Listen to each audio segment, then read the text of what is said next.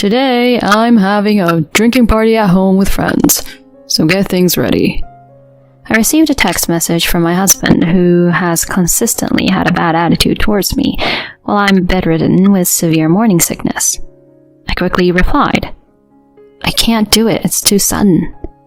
I didn't get a response, so I tried calling, but my husband never answered. I had reached my limit.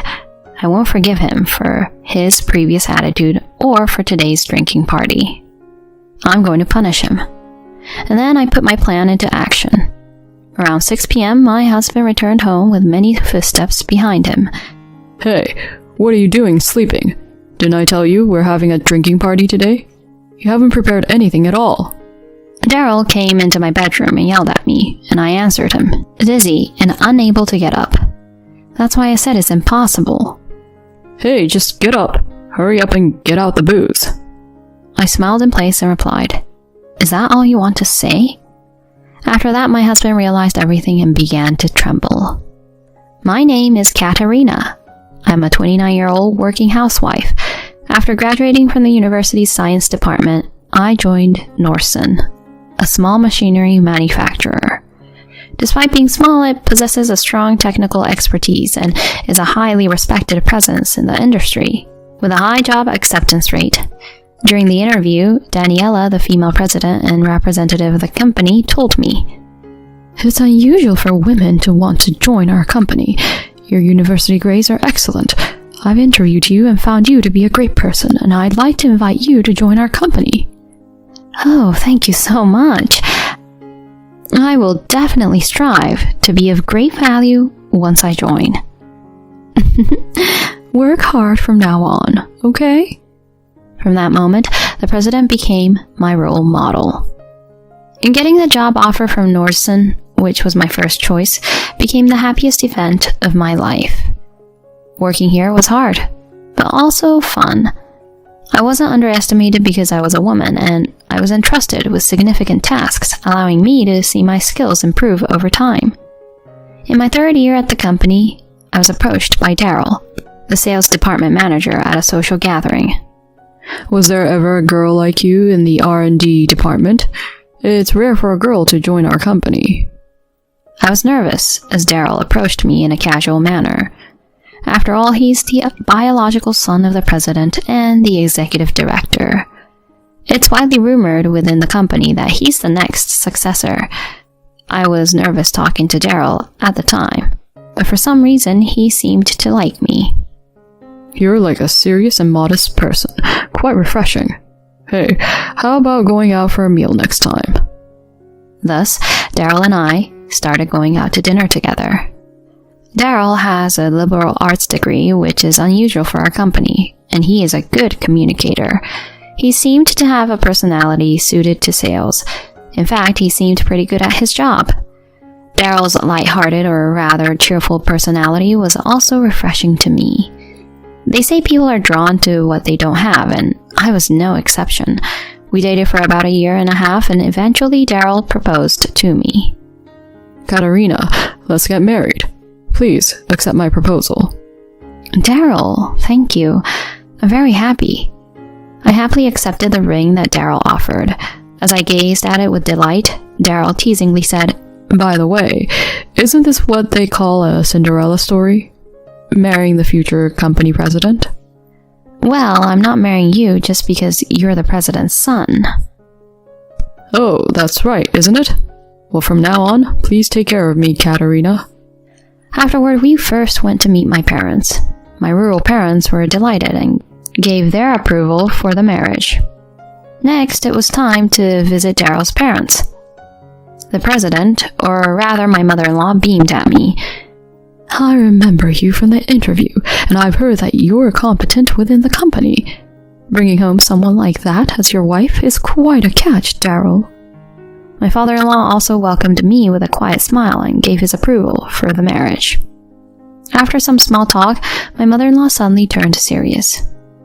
"Katerina, I'm thinking of making Daryl the next successor, but he has a bit of a carefree side to him, so I want you to educate him."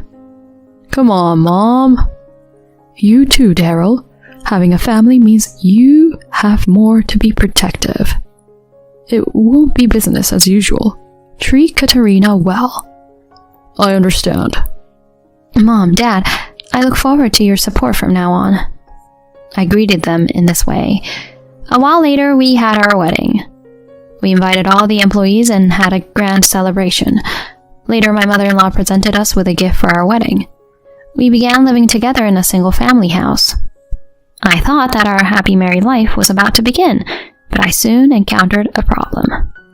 Daryl was the type who didn't do any household chores. He had experience living on his own, so he should have been capable. But he didn't even press a button on the washing machine. While I was doing all the household work, he would lie on the sofa watching TV.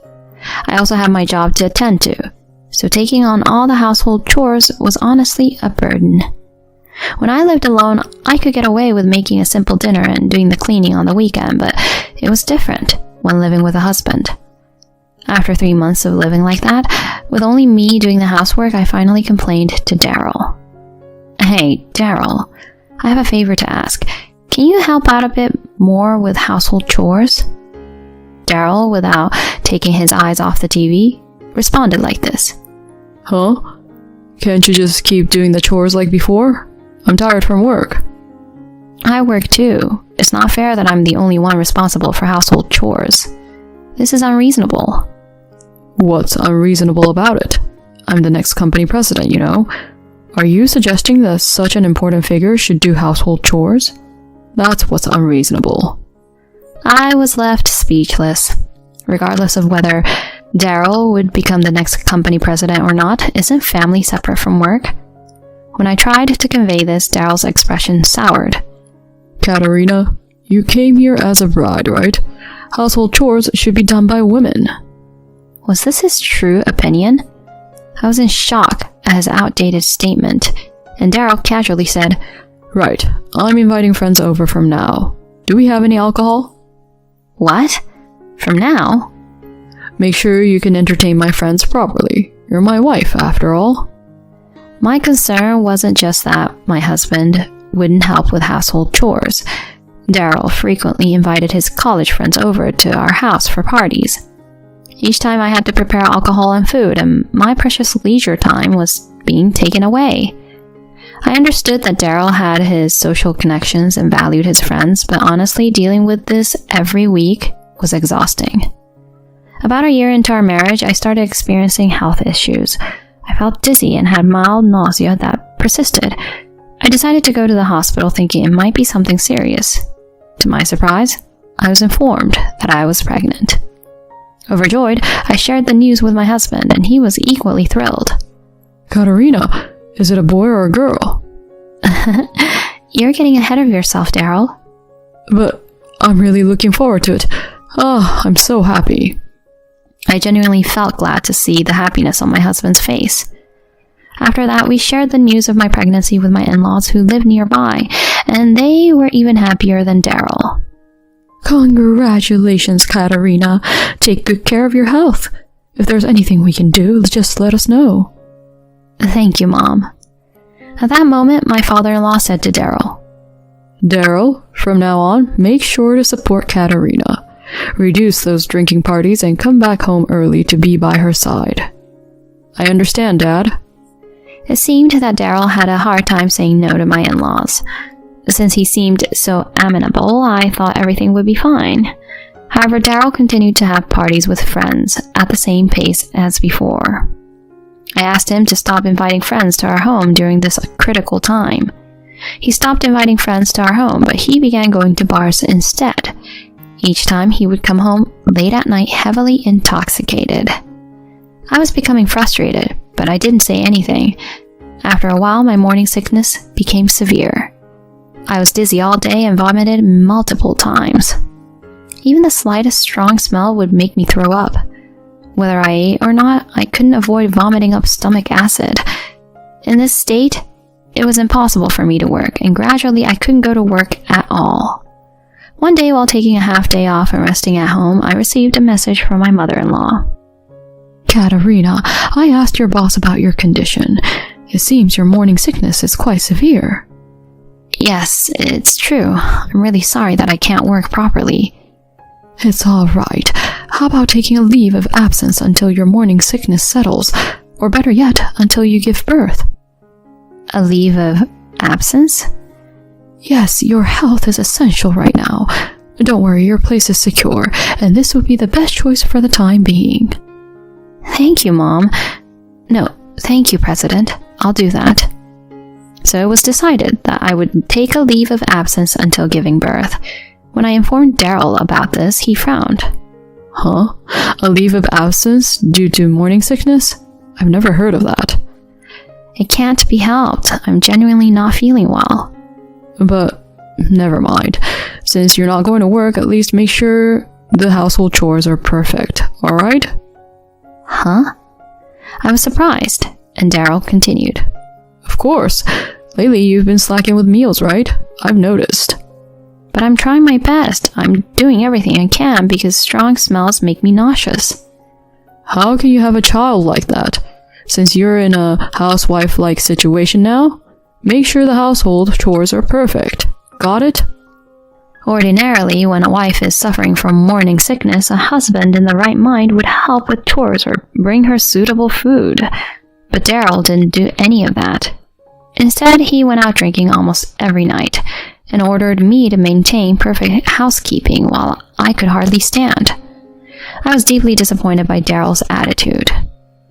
Weeks passed, but my morning sickness didn't subside. It actually peaked. During that time, Daryl returned home once again heavily intoxicated. He didn't even take off his suit and started snoring on the sofa. I sighed and began cleaning up the mess my husband had made. I picked up a phone from the floor and saw the screen. There was a text message that went like this. Daryl, thanks for coming to the bar again today. I'll be waiting for you tomorrow. The sender's name is Jasmine. It's clear from this message that Daryl has become quite close to the bartender. I felt my anger rising. How could he flirt with a bartender while I was suffering from morning sickness?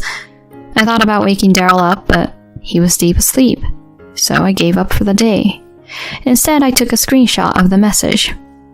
A week later, the morning sickness was particularly bad and I was down for the morning. Then I got a call from Daryl in the evening.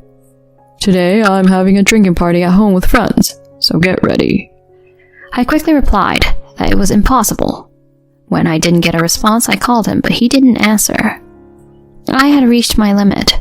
He didn't understand how severe my morning sickness was, and he wanted to have a gathering at our home after spending time at a bar. I couldn't let this go. I decided to teach him a lesson. I contacted someone, and around 6 p.m., Daryl returned home with a group of friends. Hey, why are you sleeping? I told you we're having a gathering today. You haven't prepared anything. He came to the bedroom and shouted at me. I, dizzy from my morning sickness, responded, I messaged you. I can't do it today because my morning sickness is really bad. At least go out and have a drink. What's with all this morning sickness all the time? Don't be so whiny. I told you, it's impossible. Come on, get up. Serve some snacks with the drinks. I smiled in place and replied, Is that the only thing you have to say? Huh? What are you talking about? Daryl seemed annoyed and grabbed my arm, trying to pull me out of bed. Suddenly, the closet door in the bedroom creaked open. What? Mom? Dad too? That's when my father-in-law and mother-in-law, whom I had invited, emerged from the closet. Their faces were beet red, and they had their arms crossed. What? Why are my parents here? What's going on? Realizing he had been overheard, Daryl began to tremble uncontrollably. Then my mother-in-law calmly said, Tell your friends to leave immediately. But... Do it now. Daryl shrank and sent his friends home, leaving only my husband and me with my in-laws. Daryl, sit there. My mother-in-law said sharply, and Daryl with a pale face sat down. My father-in-law continued with a low voice. I've told you multiple times to take care of Katerina while she's pregnant. What the heck is this? Dad, listen. Today was just a one-time thing. My mother-in-law then interjected. I've heard everything from Katerina. You've been going out drinking almost every day since you found out she was pregnant. I even saw your messages. You knew about all of that? You admit it, don't you? And inviting many friends over while your pregnant wife was bedridden due to morning sickness, and then telling her to prepare snacks? Who do you think you are? Watching Daryl shrink under my mother-in-law's scolding, I almost burst into laughter. Start by apologizing to Katerina. My father-in-law said sharply, and Daryl bowed his head to me. Katerina, I'm sorry for everything, but I was genuinely happy about the baby. That's the truth. And about the drinking gatherings, my friends invited me, saying they wanted to celebrate the pregnancy.